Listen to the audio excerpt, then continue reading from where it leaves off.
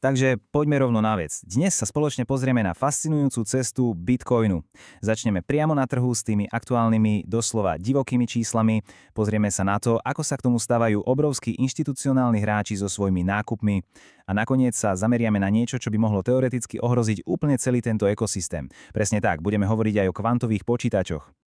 Prejdeme si to pekne po poriadku. Najprv si rozoberieme aktuálne bičie prerazenie, potom sa pozrieme na to, ako veľká firemná stratégia opäť velí nakupovať, nakúkneme hlbšie za hranice obyčajnej súvahy a nakoniec si rozoberieme spomínanú kvantovú hrozbu.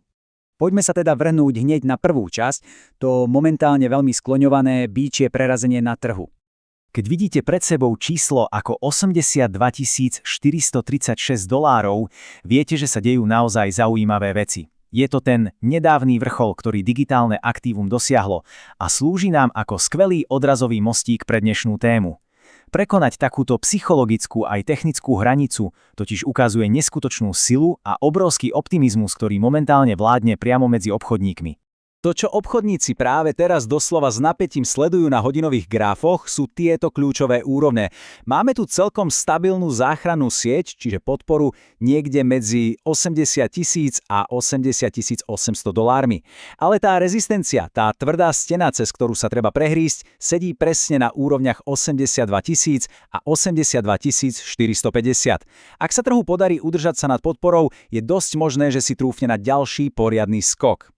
Lenže ako to vo svete financií chodí, nie všetci sa zhodnú. Je tu úplne extrémny kontrast. Na jednej strane vidíme explozívny optimizmus, kde otvorený záujem s prehľadom likviduje historické maximá a všetci sú nastavení na neustály rast. Ale potom je tu tá druhá strana. Skúsení analytici dvíhajú varovný prst a hovoria o tzv. Pasci na bíkov, ktorá by mohla znamenať až 50% prepad trhu niekam k úrovni $42 000. Sú to dva absolútne protichodné svety a pohľady na tú istú situáciu. Posuňme sa teraz k druhej časti.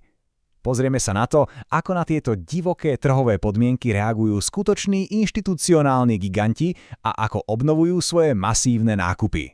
Keď si to totiž vezmete v širšom meradle, ten rozsah koncentrácie je doslova ohromujúci. Bavíme sa o jedinej firemnej pokladnici, ktorá stihla zhromaždiť 818 334 minci. Aby sme si to vedeli predstaviť, to je takmer 3,9% z celkovej možnej ponuky, ktorú má pod kontrolou len jeden korporátny subjekt. Zvyšných zhruba 96% je pre celý zvyšok sveta. To je proste obrovský kúsok koláča. A s akým prístupom k tomu pristupujú? Výkonný predseda Michael Saylor to zhrnul úplne jasne a bez okolkov, už žiadne medvede a späť do práce. Po krátkej taktickej prestávke je toto mimoriadne silný signál od samotného vedenia. Ukazuje to, že ich pravidelné firemné nákupy sa rozbehli nanovo a celá stratégia pokračuje v plnej sile, ako by sa nič nedialo. Aby sme celú túto operáciu naozaj ukotovili v realite, hovoríme tu o inštitucionálnej pokladnici s digitálnymi rezervami v hodnote 66,4 miliardy $. Miliardy! Toto gigantické číslo nám presne ukazuje tú obrovskú mierku, v akej sa títo hráči pohybujú. Zaujímavé ale je, že sa to netočí len okolo samotného držania kryptomien. Inštitúcie lákajú investorov na celkom specifické alternatívy, napríklad na prioritné akcie STRC Perpetual Stretch. Tie ponúkajú atraktívnu 11% výplatu dividendy s 30-dňovým Sharpeho pomerom na úrovni 2,51. V preklade je to nástroj s veľmi vysokým rizikom, ale zároveň s obrovským potenciálnym výnosom, ktorý úplne mení hru pre veľkých investorov. To nás plynule privádza k tretiemu bodu. Musíme sa totiž pozrieť trochu hlbšie na to, ako to celé funguje na pozadí, teda za hranicami samotnej súvahy. Keď sa pozriete na fungovanie takejto firmy zvnútra, je to vlastne jeden obrovský paradox. Na jednej strane vidíte za prvý štvrťrok čistú stratu vyše 12,5 miliardy $. Úplne šialené číslo však, lenže to sú zväčša papierové straty spôsobené volatilitou kryptotrhu. Keď sa totiž pozriete na ich reálny prevádzkový rast, zistíte, že ich hlavné softverové aktivity práve zaznamenali absolútne najsilnejší štvrťrok za posledné 10 ročie. A presné čísla to potvrdzujú. Tržby z cloudu im narástli o 59%, kontrolovateľná marža sa zlepšila o 27% a obsluhujú viac ako 3000 globálnych zákazníkov. Pointa je, že tu máme absolútne funkčný a silný softverový biznis model, ktorý v reálnom čase aktívne financuje tieto odvážne a gigantické kroky v digitálnom svete. A samozrejme, nejde len o peniaze. Celý tento kolos stojí na mimoriadne robustnej bezpečnostnej infraštruktúre. Bavíme sa o vládnych štandardoch. Majú certifikácie ako SOC 2 Type 2, ISO 27001, FedRAMP a k tomu ešte prísne audity od renomovaných spoločností KPMG. Toto celé dodáva ich operáciám masívnu dávku legitimity.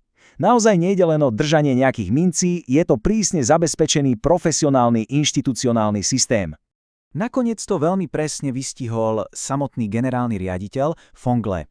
Povedal, že úspech ich spoločnosti je zakorenený v niečom oveľa hlbšom, než je len Bitcoin v ich súvahe. Tým chce vlastne povedať, že skutočná sila a hodnota firmy nestojí len na aktívach, ale predovšetkým na prísnej inštitucionálnej disciplíne a mimoriadne skúsenom tíme ľudí, ktorí to celé riadia.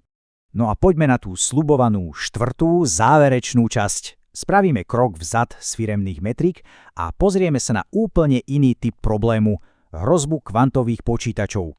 Aby sme pochopili, prečo by nás to vôbec malo zaujímať, musíme si vysvetliť, čo sú to kvantovo odolné algoritmy. V skratke, je to veľmi pokročilý druh šifrovania. Je to matematika, navrhnutá špeciálne na to, aby odolala hrubej sile budúcich extrémne výkonných kvantových počítačov. Bez tejto pokročilej obrany bude všetko to súčasné digitálne bohatstvo jedného dňa vo vážnom ohrození.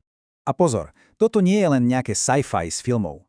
Známy výskum s názvom Projekt 11 prišiel s veľmi tvrdým varovaním. Jasne konštatujú, že súčasná kryptografická ochrana siete absolútne nie je pripravená zastaviť kvantové stroje v prístupe k peňaženkám. Znamená to, že milióny mincí, obrovské majetky sú zaistené protokolmi, ktoré novú generáciu počítačov jednoducho nedokážu zastaviť. Najväčší problém je ale ten čas, respektíve neistota, kedy to presne príde. Sú tu totiž rôzne scenáre. Optimisticky hovorí, že táto hrozba tu bude už za 5 rokov, potom tu máme miernu projekciu na úrovni 10 rokov a rozšírené okno do 15. Výsledkom je, že čelíme celosvetovej bezpečnostnej hrozbe, no nikto nedokáže presne povedať, kedy ten deň nastane, čo robí akékoľvek prípravy mimoriadne náročnými. A viete, čo je na tomto najviac paradoxné? Že tá najoceňovanejšia vlastnosť celej siete, decentralizácia, je tu vlastne najväčšou prekážkou.